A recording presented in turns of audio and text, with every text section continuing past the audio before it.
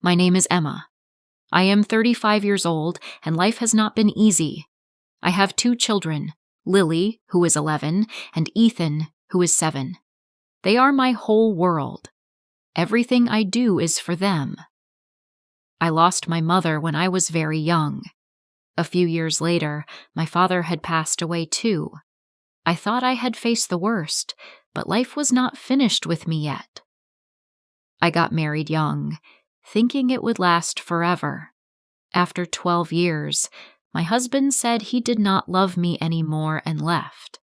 Ethan was only 2 years old. There were no calls, no support, no help, nothing. From that moment, it was only me and my children. We live in a small apartment in Vista Creek. It is not much, but it is our home. Some months, paying the rent feels impossible. I do not have a college degree, so my choices are limited. Quitting is not an option. I work as a home nurse. I take care of sick and elderly people. I give medicine, cook, and help in any way I can. But that is not enough to pay all the bills. So, I clean homes and offices as well.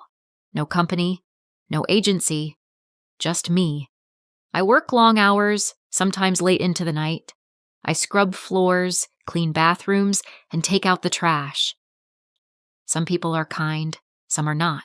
Some do not pay fully. Still, I continue. My children depend on me. Food on the table, clothes on their backs, a roof over our heads. Even on days when I am sick, exhausted, or sad, I keep working. At night, when they finally sleep, I watch them. I hold their small hands, kiss their foreheads, and whisper, "One day, we will have a better life." This thought keeps me going. Then, one night, everything changed. It was raining heavily. I had finished work and was walking home with Lily and Ethan. The streets were empty, and the wind was very cold. Lily held one hand, Ethan held the other. "Mama, I am cold," Ethan whispered. I pulled him close and wrapped my scarf around him. "Almost home, my dear, almost home." Then a bright light appeared. There was a loud crash. Everything went black. When I opened my eyes, I saw a blue ceiling. There were beeping machines and the smell of medicine. I was in the hospital. Panic filled my chest. My children, where were they? A nurse came quickly. "They are safe," she said gently. "Do not worry." I could not stop crying.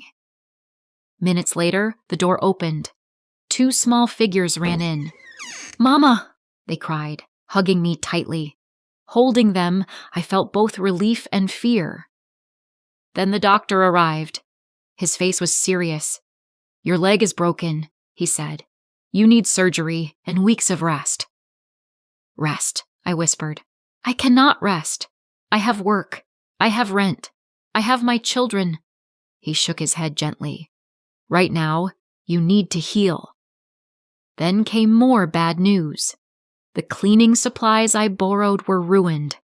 I had also accidentally damaged the front of a luxury store.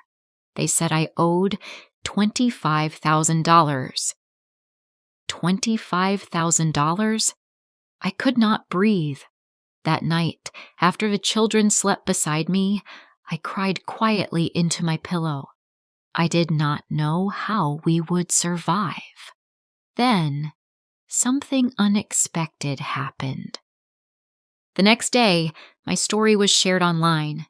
People saw my children, the struggle, and the accident.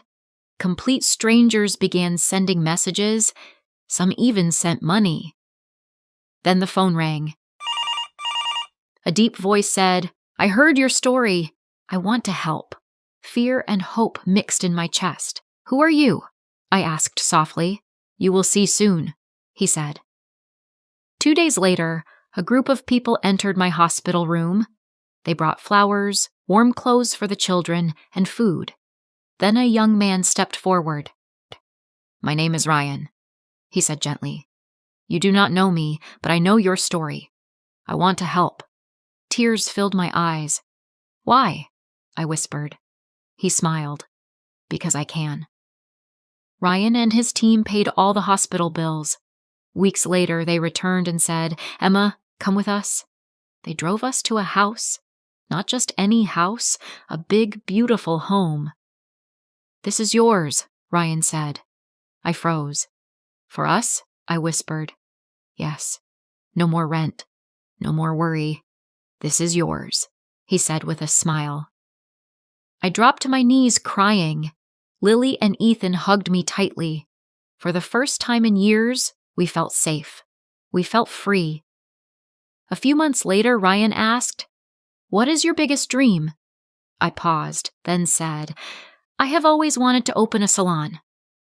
With his help, I did. My very own business. I am no longer just surviving. I am living, providing, happy. Ryan did not just help us. He reminded me that good people still exist, and hope is never lost.